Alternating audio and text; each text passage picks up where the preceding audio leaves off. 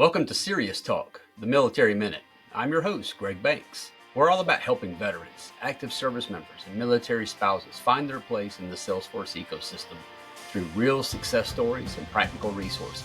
Grab your coffee and let's talk about how your military experience can be your secret weapon in the tech world. Karlos Golightly, welcome to the Military Minute. We're really glad to have you here today. I know you've got some fresh off the battleground stories to bring to us today, a little different perspective than we've been able to cover thus far. Just want to do a little introduction to you. You are an Army veteran. You're also an active reservist. You're a 5-time Salesforce certified consultant, and some cool things about getting some of your certs we'll talk about today. You're currently a consultant on Team Zulu. You participate in something called Military Millionaires, which honestly I'd never heard of. So I look forward to maybe poking into that a little bit today. But man, we're just grateful that you're having time to share with us. We're glad to have you back home. Tell us a little bit about yourself. What was life like for Karlos before going in the military? If you had specific things you were seeking to get out of joining, did you find that in the military? Just tell us a little bit about your background. Yeah, absolutely. First and foremost, Greg, thank you for having me. That was an awesome introduction. I don't think I've ever been introduced like that, so I appreciate that. But yeah, you covered some of the main ones, man. Army vet, very recently deployed, but I am a Salesforce consultant with Serious Solutions. Been with them since 2024, 2022. Yeah. So prior to joining the military, my father owned a transportation company, and that was kind of like the backbone of our family and like what everybody did. So while I was in high school, we were kind of transitioning a little bit back and forth between Atlanta, Georgia, which is where I was born, which I only lived there long enough to know that I was a Grady baby. I was born at Grady Hospital. But other than that, due to my father's transportation company, we transitioned from Indianapolis back to Atlanta, back to Indianapolis. So I kind of bounced back and forth a little bit between here and there, where I finally ended up here in Indianapolis and kind of established myself. But that was life for me pre-military. I did join right out of high school. I'm talking about, I think I might have had 2 months to myself before I was off to boot camp. Mm-hmm. But yeah, I knew before I graduated high school that the military was a choice for me, and something that I'm just really appreciative of, that I made that decision at such a young age, because it's just had so much benefit. I mean, I'm sure we're going to get a chance to talk about all the beautiful things that have came from that decision that 18-year-old Karlos made back then. With that great wealth of knowledge you had at the age of 18, right? You made the best decision you could. Sometimes people ask me, man, I'm like, I couldn't tell you. Yeah. What was going through your mind? Not a lot. Not a lot. Yeah. I hear you. Yeah, my youngest just graduated from college yesterday, and my mom. That is awesome, man.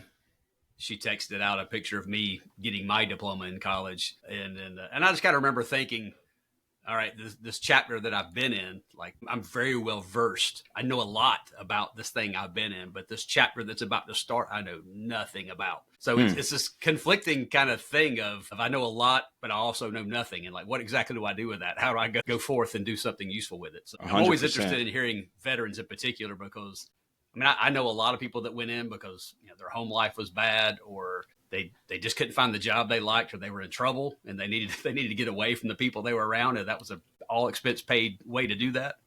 100%. But I always love to hear where people come from. I would say at least 50% like that was in their family history, and it's just kind of what you were expected to do. But absolutely. Nonetheless, I typically say I'm going to do this at the beginning, and then I forget until the end. I'm going to do it now. I do want to thank you for your service, man.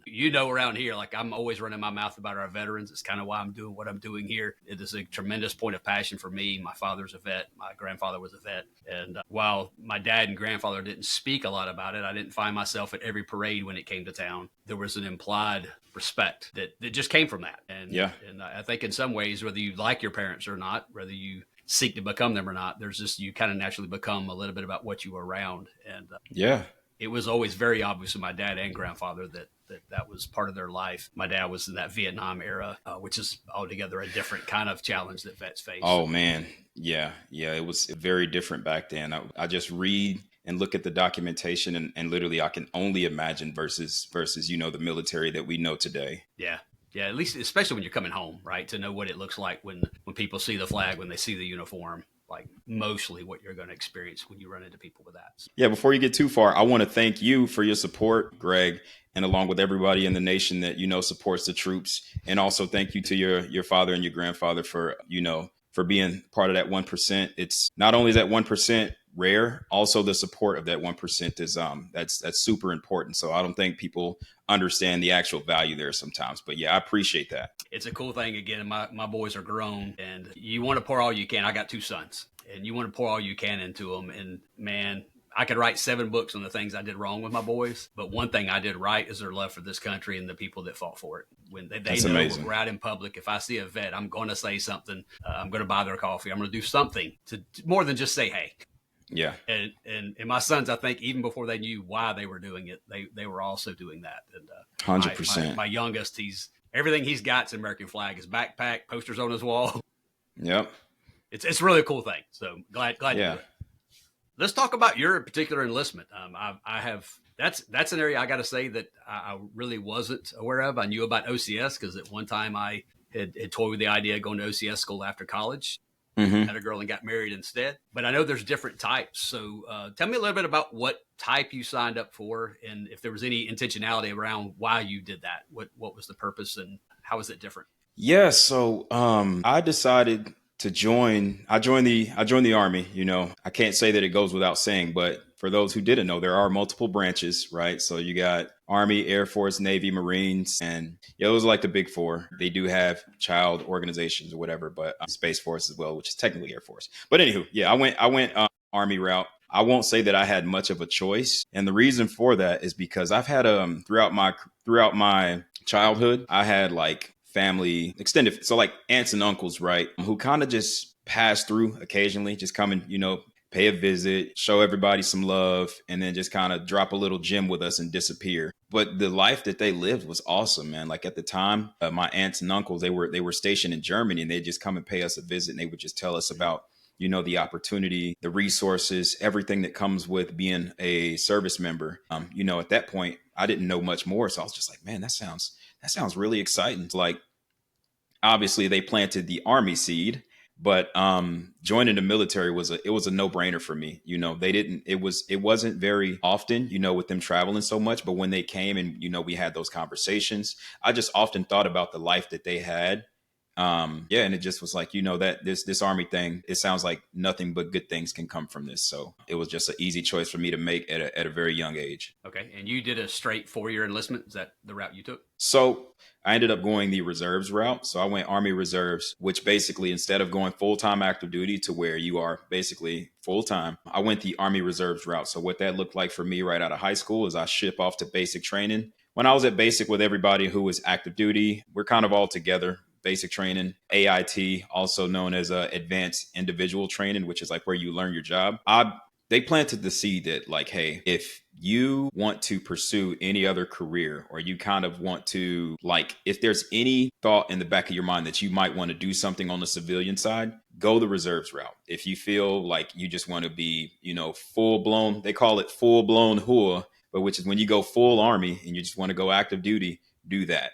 But if you feel like pressured and you feel like you can't make your mind, even then going the reserves route is still an option versus just kind of, they say not making a decision is making a decision. So I'm like, okay, you know what? I'll try this reserves thing out. I'm thinking about going to school. I don't really know. And then on top of that, you can also switch from reserves to active duty. So it's like, if I try it, it doesn't work out. And I'm like, you know what? I think I want to go active. I had the opportunity to do so. So that was a lot of the reason that I chose the reserves. But yeah, it worked out tremendously for me. And there was a lot of things that I predicted and a lot of things that I didn't that really, worked to my benefit. But ultimately that was the reasoning for it. And but that's still, even going the reserve route, that's still a 4-year deal kind of a thing, right? That's the commitment. Yeah. So the contracts are a little bit different, if I can recall correctly, and don't quote me here, but I did a 4-2. So 4 years of, they call it active reserves, which is basically like you have to show up for training 1 week in a month, and then you have to show up for annual training every year. And then you also are kind of sitting in a slot in the event that a unit needs to get activated.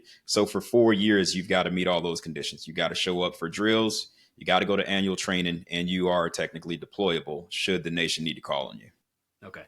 And just for the ignorant, and I'm speaking to Greg for a minute, is that 1 week in a month, and is it 2 weeks a year or something like that? Are those set? Is like this the last weekend of every month kind of a thing? How predictable is that?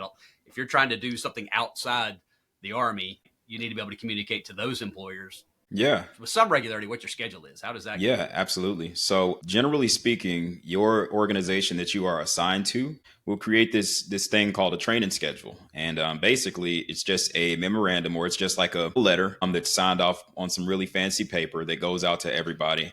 And it's from basically your leadership that says, hey, Greg, Carlos, here's the training for the year. Here's the dates for your planning and awareness. And then they do add a caveat that there might be deviations from the training schedule, but you get it in advance. So speaking, we get it like a year, not a year out. We get it about 6 months out. So you know what's coming up at the very least 6 months out. You can forecast what you're going to be doing, what training is coming up, and yeah. Okay.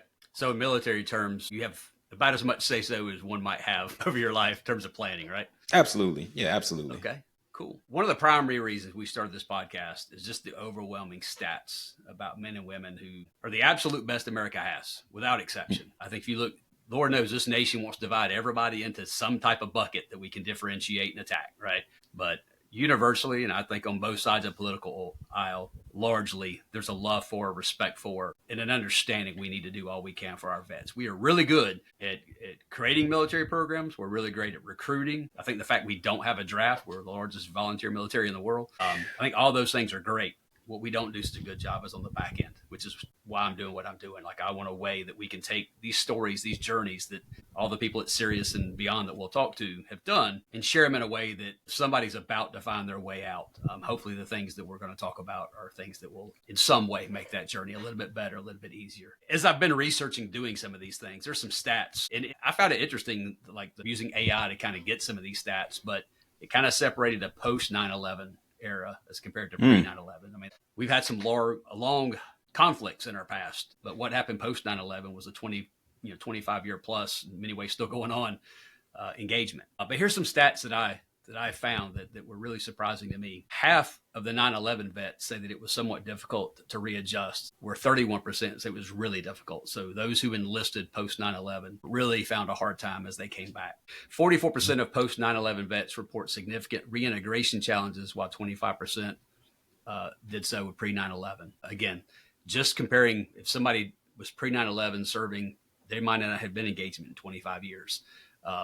Like, they did service things. They might have gone overseas, but not actual fighting for 3, 4, 5 deployments.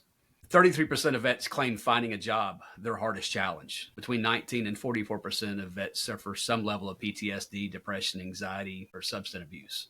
Probably one of the hardest ones right there, because it's like the thing's not hard enough. You throw this other stuff on top of it, and like it's a wall and a speed bump in every direction you look or try to step. I mean, those things are kind of hard to take.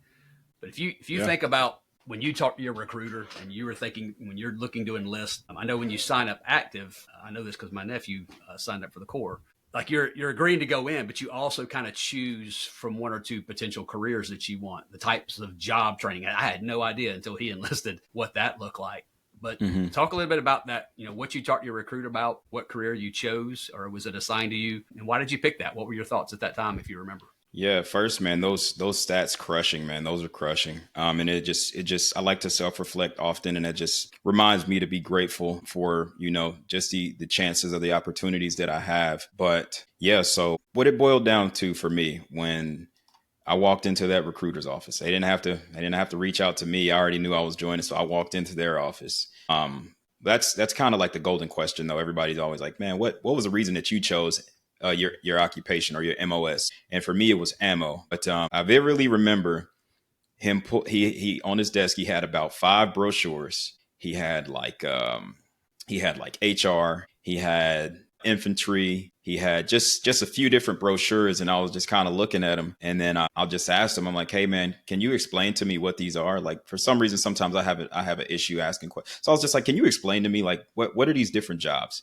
And he kind of walks me down them. And he's like, hey man, infantry, you're going to be doing this, you're going to be doing that. And I'm just really impressed at the, I still can't even believe like the mindset that I had back then, but this is what I was thinking. Like, how can I use that as a transferable skill when that day comes that either I am no longer able to serve or I decide that I don't want to serve anymore. So he was talking to me about infantry. He was talking to me about HR, and like some of the things that I was thinking is like, okay, how can I make this a transferable skill with infantry? How can I make this a transferable skill with HR? Do I enjoy doing HR work? And then he kind of started talking to me specifically about unit supply, and then also about being an ammo specialist or like an ordnance specialist. And he kept throwing this word around. There was two words he kept throwing around. He kept saying support, and he kept saying logistics. And I'm like, what does support and logistics mean? And he's like, yeah, basically, man, like everybody needs logistics, like always, no matter where we go, whether you are special forces, whether you're Delta, whether you're Army, Air Force, Navy, regardless of the branch or the organization, everybody will need logistics, no matter the footprint on the map. So I'm like, okay, that sounds like job security. That sounds pretty cool. And then he also mentioned to me that like there's logistics on the civilian side too. I mean, it kind of makes sense, like you think of transportation companies, you think of distribution centers. I'm like, okay, cool. I'm like, I think I could be able to leverage that somehow, some way eventually. So it kind of just came out, honestly, to like a toss up between ammo and unit supply. But I'm just really glad that I chose ammo because I truly just developed a passion for it over time. But yeah, I was thinking about like making sure that I could actually do something with that experience at some point, either immediately or in the future. But yeah, that was kind of my thought process around it. Good deal. Yeah, I'm impressed. At 18 years old, I'm thinking, like, what did you know about HR to determine if that's something you would like doing? Yeah. And then on top of that, you got 18-year-olds who come in and they're HR. Like if they choose a job, they could potentially get it, Yeah. So Yeah. I joke with my oldest son, who at probably 16, 17, he's that age where he's meeting with career counselors in high school and whatnot. And I said, well, what do you think you want to do? He goes, I want to do what you do. What do you think I do? Oh, you're in meetings and laughing all the time. And I'm like, yeah, you'd hate my job. And today he is a manager of a retail location in the tire industry. At my youngest son's graduation day, we go in to eat, and he's out in the car on a conference call. I'm like, well, you want to be in meetings like your dad? Congratulations, son. Congrats, like, man. Even what you think you want, if you think you understand it, what it means to you 5-10 years later, those are the things that are just eye openers. So, yeah, you got some good inheritance there to those analytical skills you must have had to come up with that. So good stuff. Yeah.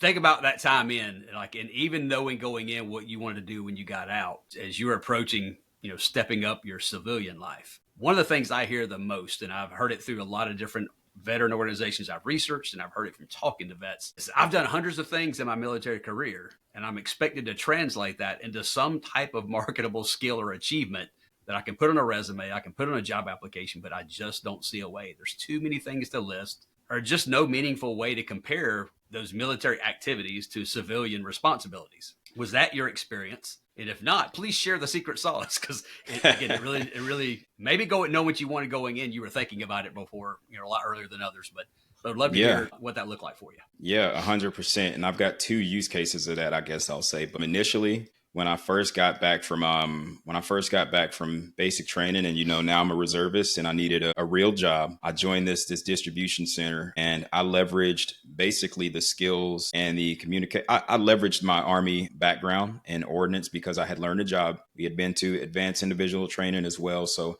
I was able to speak to like what it is that I do. And I probably didn't do the best job back then of translating that. There was probably some Army, jargon there that they had to kind of sift through to understand what my skill sets were. But that was my initial. And at that time, I was very young, but I stayed with that company for a while. I think I was knocking on the front door of 6 years with that company before I decided that I wanted to transition into Salesforce. And at this point is when I really leveraged like everything that I had done in my military career to the fullest benefit of like really squeezing the nutrients out of everything that I've done. Because sometimes I talk to service members and they're like, I don't know how to do anything. And I'm like, dude, you've been in for like 4 or 5 years. Like you have to know how to do something. Tell me about your day to day. And they're like, oh, I do this, this and that. Or, they'll for example, I'm an ammo guy. Okay, so you do logistics, you do order management. You've got experience with these systems and software, and like you have to leverage that stuff. And you're in charge of your career, so you got to take it seriously. So just kind of understand like the true value that you have, because there's a cost associated. The Army pays for you to go to school. They pay for you to go to basic. They pay for you to go to advanced individual training. There's value there. They pay that for a reason. It serves benefit to the Army, so it also serves benefit to another organization. Sorry to kind of go off on a tangent No, there, that but that aligns with what I've heard. Like I said, I mean, I know guys who they were at a fork in the road. They were going to go to the military. They're going to go to prison. yeah, They were not making great decisions, so the military was a way to go and not make decisions for a while, do whatever you're told, and not think beyond that. yeah, But what I hear you saying is, A, that wasn't you. B, you were thinking so hard out on the front end, like while you're doing things, you're thinking about this is not just a command or an order I was given. Like this is a task. This task has a category, and this category is useful way beyond moving bullets from point A to point B. absolutely, Right. So being intentional. It's as simple as thinking about it. It sounds like in some cases, like I mean, granted, if your job is diffusing bombs, right? I mean, you're high in stress management. You're willing to relocate. You get where the bomb is. Like there's a lot of things you could. I mean, kind of jokingly, you could turn that into. Yeah. At the end of the day, you're just having intentional thoughts about life after the military. Yeah. So you're probably having a better internal conversation about how that translates. Yeah. Yeah. And just, I guess I'd say on a day to day too, like really, it'll all come to you as long as you I've got my first sergeant used to say, just be a good dude. Or he used to say, just be a good Joe or be a good Josephine and everything else will come to you. So in real time, as long as you do a good job, once you get we have these things called NCO ERs. So it's like once you get promoted to an E5 in the Army, at least, you are now a sergeant or a non-commissioned officer. So non-commissioned officers are evaluated. They have to get evaluated every year. It's like a full breakdown. Greg, what did you do this year? Greg, what was your impact? And things of that nature. So as long as you do a good job and your leadership sees that, you're going to get a good NCOER, and that NCOER, you can then use that. You can use that NCOER. That's all some people say, what do they say? They say quantify your data. That NCOER gives you everything you need. That's all the value that you've added to the Army. Now you got to do a little plugging and playing, and there's probably some classified information here and there that you would have to kind of redact and make it plain and make it civilian terms. But the information's there for you. That I can't stress it enough. You should use that. You should use it. Yeah. It's a tool for you. And yeah.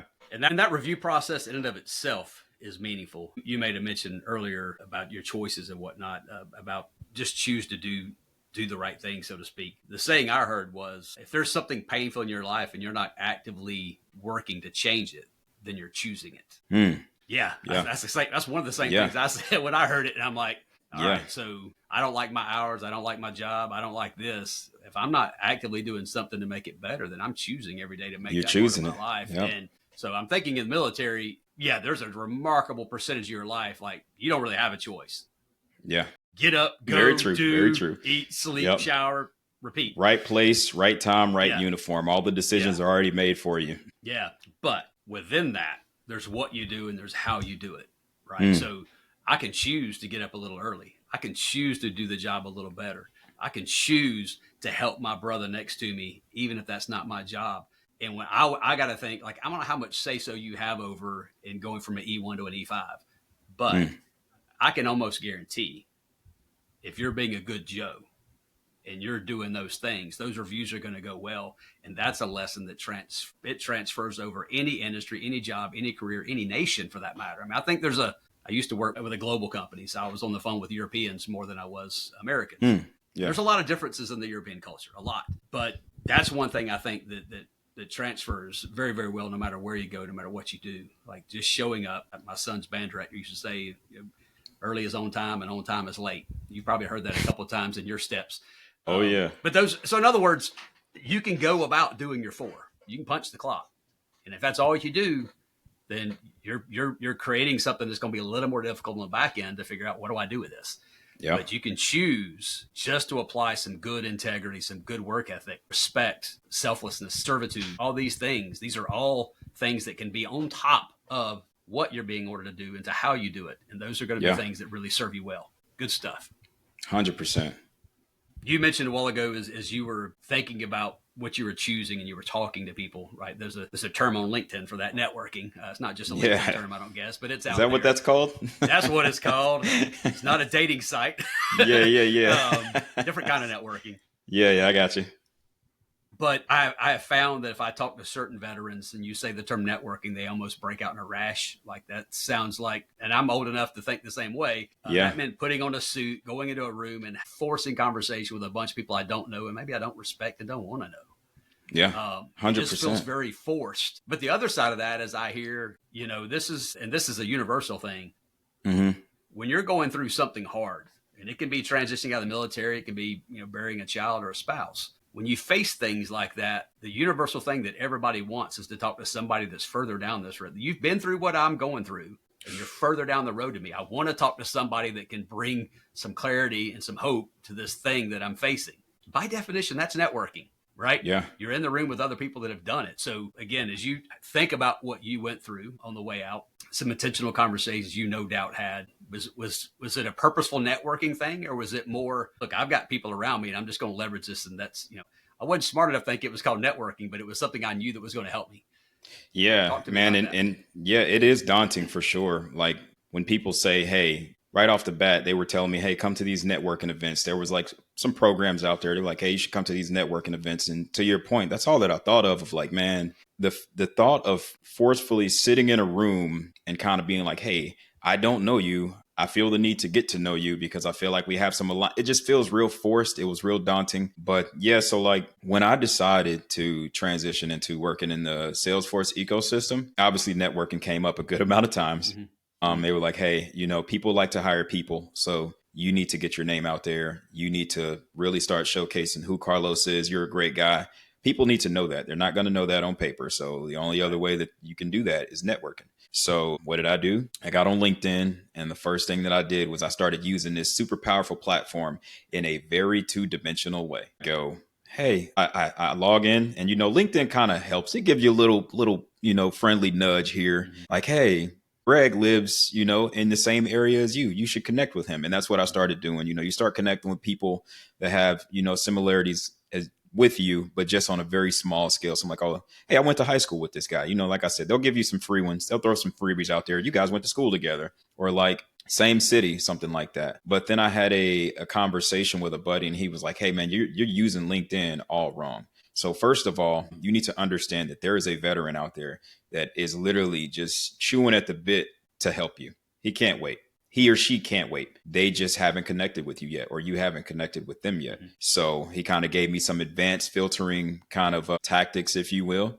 of like, hey, first of all, be intentional about how you use a platform. Start sharing with your network what you're doing. Even if you don't have a network, start documenting it, because your LinkedIn can also look at like a living, breathing resume. But that's another conversation. But the first thing that I started doing when that advanced filtering that he was telling me about, he's like, all right, start connecting with people that are service members. You want to connect with Army, you want to connect with Air Force. Start looking at, filters like works, they work in Salesforce, they're an Army service member, or they're an Army vet. They work in Salesforce, or they're Air, like there's just so many advanced filters that you have that you can use, just in a sense of like narrowing down. Like you said, that this is a point in your life where you need some mentorship or something of the nature. Connecting with those people. So I started connecting with a bunch of veterans, and I'm like, now my network looks and feels like people that understand me. So like I'm surrounded by a bunch of service members now. So like for me, that was everything, in the sense of like actually needing the support to completely just jump into a brand new industry. So connected with a bunch of service members. Not only that, service members who are already doing it. And like I said, they couldn't wait. Even myself, when people reach out to me and they're like, hey man, still in, here's what I got going on, man, I drop what I'm doing. I'm like, dude, I live for this stuff, man. I couldn't, I'm like, let's go. What you got? Yeah. What you got? So like, just, that's the mentality a lot of times. But yeah, it's not about, if you come at it from like a mindset of like, man, I need a favor from them, then you'll have that energy. But just like genuinely wanting to connect with other service members, hearing about their lives, what they've got going on, and slowly over time, actually, you don't want to just make connections. You want to genuinely build connections. Like that's when, hey man, you know what? I've been talking to Greg for a few weeks. He was telling me something about, him having experience with Salesforce, and something just came up. I can actually vouch for you now because we've got a decent relationship, and you're not just a person who just connected with me and said, hey, I'm just wanted to reach out. Saw we're working in the same. I actually built meaningful connections, and not just, past like job searching. Yeah. I got the position, I got the career that I wanted. We still connect. We still check in with each other. Like talk on a regular basis. How are things going for you? Like, it's a lot further than that, but you want to build that level of a relationship and a connection, Yeah. because for one, it's two-sided. Like, you need to add some value to them too, but at the Yeah. same time, it just kind of really expedites the process in a sense of like networking, is like connecting with the right people. And to me, just a little shameless plug here, but just to me, like connecting with veterans, man, it's that's where the magic is. For Yeah. other veterans, that's where the magic is. 100%. Yeah. 100%. Yeah. Yeah. And we see it here, right? I mean, there's a veteran, obviously a strong military presence of vets and mil spouses here at Sirius. But when I reach out to our Slack group where we have everybody, there's always this just bantering, right? If Army Oh hates yeah, Air Force hates Marines. It's just not hates, absolutely. but there's always that thing going on. But it doesn't really matter the branch. If push comes to shove, we're in a room, the jarheads and whatnot, they're going to draw to their brothers. They're going to draw to their sisters, those ones that serve, because in the world of the unspoken, there's this truth, right? There's this fundamental foundation that we stand on, and is we stand for something. And it goes to speak to the kind of people you get when you interview and hire veterans. And again, I'll be talking about this in other episodes, but also what you find in the mil spouse community, because there's a volunteering level that goes on with them too. The spouses that are behind with the kids. And, Oh man, moves yeah, and stuff. yeah. They make the sacrifice just like us. Yeah. When you think about your networking and searching that stuff, I mean, it sounds largely, and I think this is what you mean, you were connecting with other individuals. I know you had a part with hiring our heroes, but were there other programs in particular that you were connected to that were either helping you with resume, prep or interview coaching, or just networking in general? Were there other organizations that you connected to? Oh man, I'll have to look up the actual name of it, but it was a military Salesforce community, and they just provided so much value, just in a sense of actually getting experience in the platform, actual networking. And that's kind of like an accelerator, if you will, for connecting for service members. And LinkedIn, as far as like Salesforce goes, I'm pretty sure that's Salesforce. But more than anything, what really was a really good resource, and is still active today, was something called Candorful. So I don't know if anyone's heard of Candorful, but Candorful is like interview prep, to where I had the opportunity to rehearse for an interview, for a Salesforce interview. And the guy that I got matched with was like these are all veterans, actual veterans, like they're out, they're done. And also, generally speaking, retired, or they have a good amount of free time to actually dedicate to help you.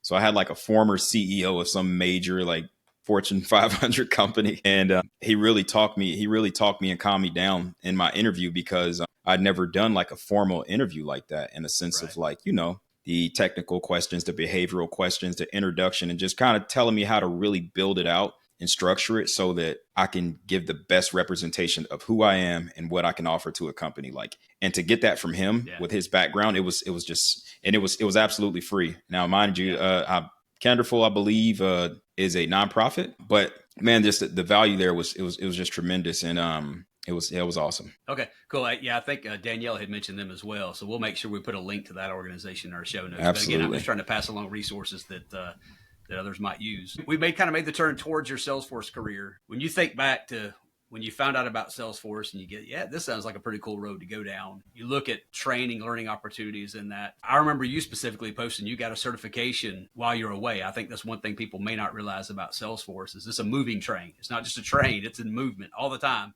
So there's getting into it and there's staying in it. Those are two completely different things. And you never quit learning. So I think there's a lot of things unique about your story. One, that you started out as a reservist as opposed to active and then reserve. Secondly, you went in with intentionality of, I know what I want to do when I get out, or I think I do. So I want to and spend my time in the military being used to my nation, but also doing some self-serving things too, and building out your skill set, your language, your vocabulary, and your networking. But if you start moving towards Salesforce, you start getting your cert and whatnot. I know you had to at least get your admin cert to get into hiring our heroes. But dang it, man, let's talk about that deployment you just did and intermingle with that. Yeah. Hey, you didn't have to get certs while you were gone, but I'm sure there's a remarkable conversation behind this. You and I have intentionally not spoken about it before today. But talk to me about why you did that while you were gone, how you did it, how did you make use of your time? Yeah, to do a brief backpedal. So back in 2021, I did deploy for the first time. And at that point, I wasn't with Sirius yet, but that's actually when I decided that I wanted to get into Salesforce.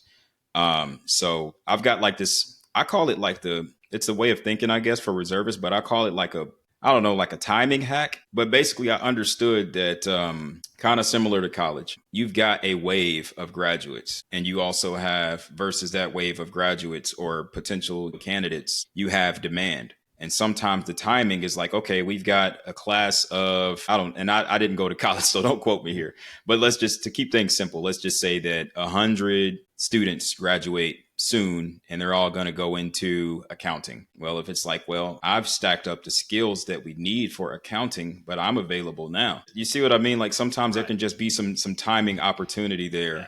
And that's kind of how I looked at it for active duty versus reserves. Like we've got resources out there, like you mentioned, hiring our heroes, DoD skill bridge and things like that. And there is a large timing factor there for active duty component.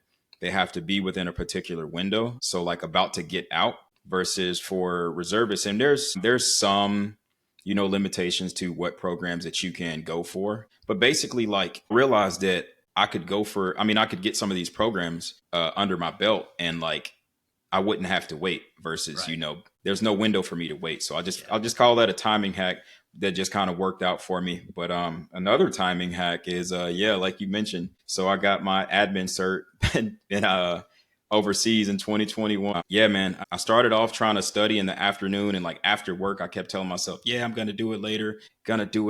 And it didn't work. It just didn't work. Like the days just kept getting pushed back. Yeah. The days kept getting pushed to longer and longer. Ultimately, it just wasn't working out. So what I ended up doing was flipping my schedule to where on kind of like some David Goggins kind of stuff. I started waking up at about 4 a.m. I'd go hit the gym and then immediately following the gym. By then I'd shower, change, and the DFAC is open by then. So I'd go eat. And then that gave me anywhere between 2 to 3 hours every morning to study before the workday started. So I was prioritizing getting my workout done, getting my, having a nice breakfast and diving straight into my studies and kind of front loading that versus being optimistic and hoping that on the back end of the day that I could, that I could make time for that studying. And then when the schedule kind of hit the fan, I just wouldn't study. I didn't have time. So it was just good to kind of put that out front. And that was really what took me to another level on my studies. A lot of people didn't even know it. Like, it's funny because people are like, you can take a proctored exam over here. And I'm like, yeah, it's for Salesforce. Salesforce is like a global platform. So it's everywhere. So some people didn't even know that you can take the proctored exam overseas. You absolutely can. You should have signed on with a recruiter before you left. Yeah. So, I think in the law of supply and demand, the one thing you really can't control is demand. But what you can control is your prep to be the supply when the demand comes around. That's kind of what I hear you saying. Is that fair? Yeah, 100%. Yep. Being brushed up, being polished. And if the opportunity presents itself, you're presentable. Yeah, you lit a fire under my butt. We had this challenge going on here for everybody to get AI and data cloud certified in a pretty small window. And like I've been around this thing for a minute. I'm a little older than most of the people here. And finding the best motivation. And I was like, freaking A, he went and did this while he was overseas. Shut up, Greg. Lay down the excuses and just get it done. So, but I know what you're saying. Like people have different times that they learn better. Once I've put in 6 or 8 hours at work or not more, like there's not a lot left to be wrung out and absorb new stuff late in the day. So I can totally relate to what you're saying. 100%. Good deal. We talked a little bit about hiring our heroes and passing. Hiring our heroes, I think, is a couple of things. One, when you go into it, you kind of knew at that point you were looking into Salesforce. But part of the Hiring Our Hero program, and I'm sure others do the same thing, is when you start looking at companies to interview about your fellowship. And this, again, I think this is a really important point. Mm-hmm. Everybody looks at it as a place that they may want me, right? You're just trying to find a job that's post-military, like get my foot in the door somewhere. Yeah. Once I'm there, now I've got experience, as the world would call it, and I've got leverage to then go do what I want to do. What I don't think a lot of people look at is you're not just somebody that's hoping to get a job. You're somebody that's got a hellaciously valuable resource. You've got experience, your decision-making, you're a self-starter. There's 100 resume skills, regardless of what you studied in the military or what job training you got, that I would say are good resume adjectives. But what you also get in that fellowship is a chance to choose and interview the company that you want to give a chance to work with you. So, again, I don't know. It sounds like you were intentional about everything, so I won't be surprised by whatever answer you tell me here. But as you were in that cohort and you were looking at companies to work for, I don't know how many you talked to, Mm-hmm. Did you go into it with that mindset of like, I've done my homework throughout from high school till now. I don't want to just go anywhere. I want to go somewhere where, like, if I do more military time, whatever, like there's more to be gained from this. Like, you're a forward looking Yeah. guy, but what was that like? So to be quite honest, and it's ironic, but this is, I think, the one time out of this conversation that I was not intentional. But I was just, to your point, I'm like, man, I just need to get my foot in the door, man. I need to get the reps in. I need to learn. So I was kind of just like the first opportunity that came up that made sense. But what I learned just with experience, not at that particular first position, but just at the next few, that like I learned that there's an organization that values a service member, and there's a organization that tolerates a service member. So like, just with the experience that I have now, I can tell you that there are some things to look for and things that you may feel that kind of may give you an indication that you are with a company that just kind of, puts up with service members versus a company that celebrates you as a service member. And this is just like a little, I don't know, just being honest here. Serious Solutions is a company that I work for. And yeah, I've deployed more than once. The first time around, though, I was not supported. It was just kind of like, hey, man, when do you get back? Okay, cool. We'll see you when you get back. I am not kidding when I say I have been reached out to by my company, in some cases more than my own family. I'm getting care packages. I'm getting reached out to on the regular. They're checking in on me. They're checking in on my family. Like, these are the things that tell you that you are with a good company, that you are with a company that truly supports you as a service member and as a veteran, versus just kind of like, they tolerate you. Oh, when are you going to be here? He's got drill. Oh my goodness, we got to find somebody to backfill him. Like, Right. you get tolerated, and you just know the feeling of when you're actually like, they understand. You don't have to do Right. any pulling and scratching. They already understand, the things that come with being a service member or being a veteran. They already know. They understand. Yeah. And they celebrate with you, and they work with you on the things that you may encounter. So yeah, that's what the process was like for me. And I'm just thankful now that I have found a company that actually, is everything that we were speaking Yeah. on before, as far as like actually supporting you. Yeah.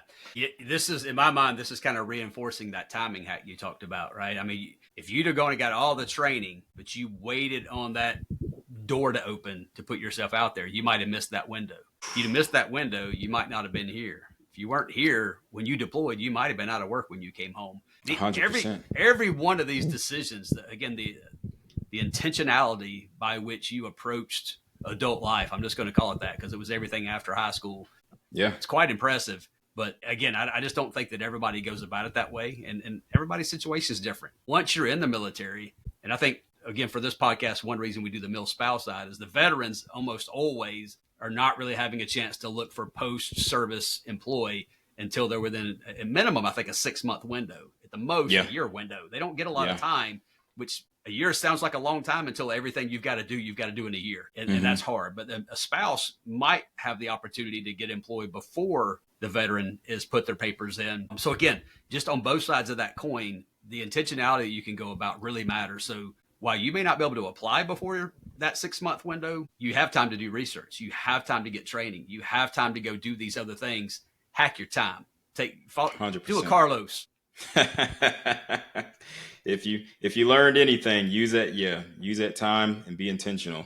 Cool. I know we're getting up here on time, but I'm interested in hearing about this military millionaires thing. I mean, again, I think having talked for the last 50 minutes about the things that you were thinking even back in high school, this doesn't surprise me one bit that you're in it, but I have no idea what it is. So talk to me about, A, what is that program, but B, why? Like it ain't, I know right now I'd put a check on this. This ain't about money.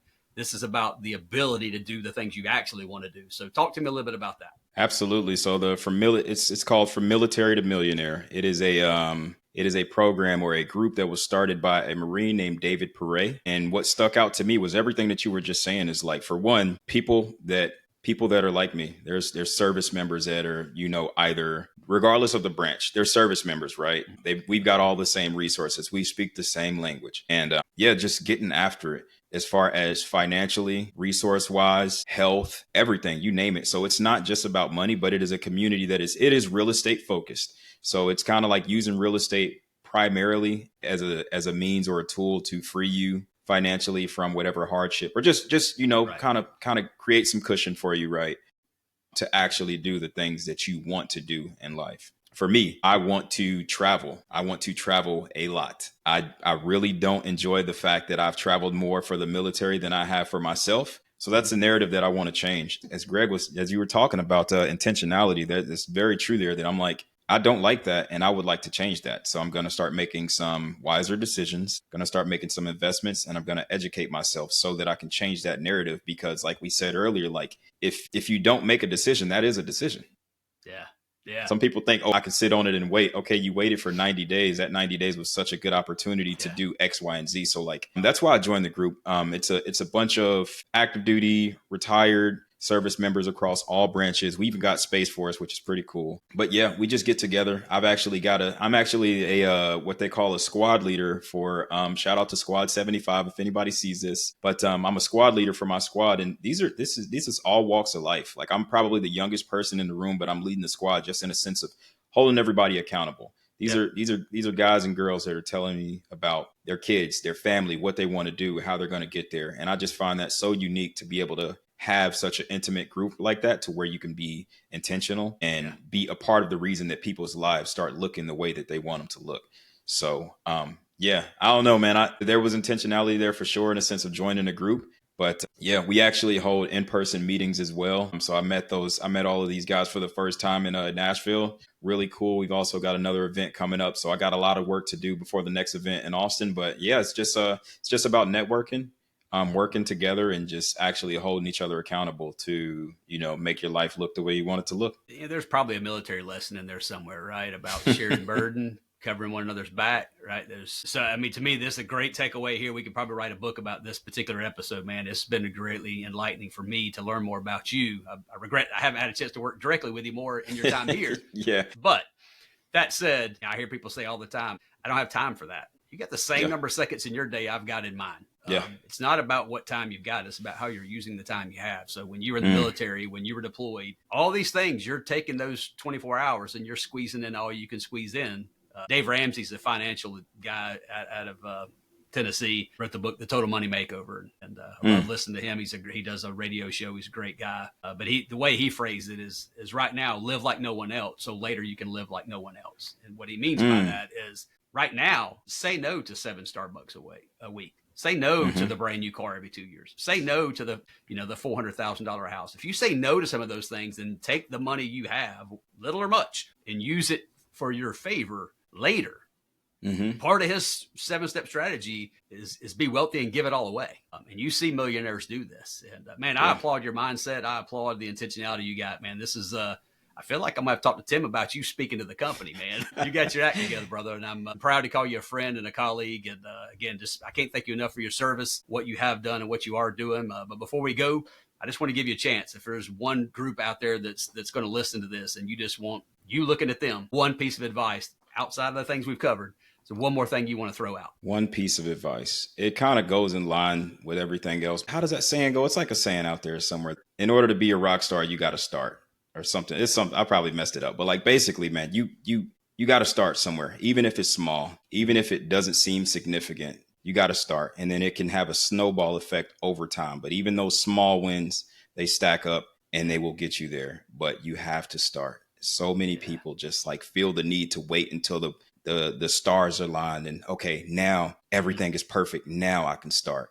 There's an opportunity cost with that. Just start, man. Just start, even if it's small. I'm sure you got a better version of this, but the one that comes to mind is the journey of 1,000 miles starts with one step. Thank you. That one right there. All right. I'm sure you got one better. If you find it, we'll throw it in the show notes. But other than that, absolutely, man, I just can't thank you enough for your time. Welcome home, brother. Welcome home. Hey, man, I appreciate your time. You got it. Take care. And that concludes today's episode of Serious Talk, the Military Minute. On behalf of Serious Solutions, we would like to extend our sincere appreciation to the entire veteran and military spouse community for your unwavering commitment and sacrifice. Remember, your military experience has equipped you with exceptional skills that the Salesforce ecosystem needs. Join us next time as we continue to explore pathways to success in the Salesforce space. If you know a veteran on the verge of separating from the military or a military spouse considering Salesforce as a career, please share this episode with them. If you enjoyed the material, please give us a 5-star review on Spotify and Apple Podcasts. Please subscribe on YouTube so that you can be alerted to new content. We greatly appreciate all of your support. Please see the show notes for links to learn more about Sirius Solutions and other programs discussed in this episode. I want to extend a special thanks to Jason Fowler for allowing use of his song, Mystery Road. Until next time, this is Greg Banks signing off.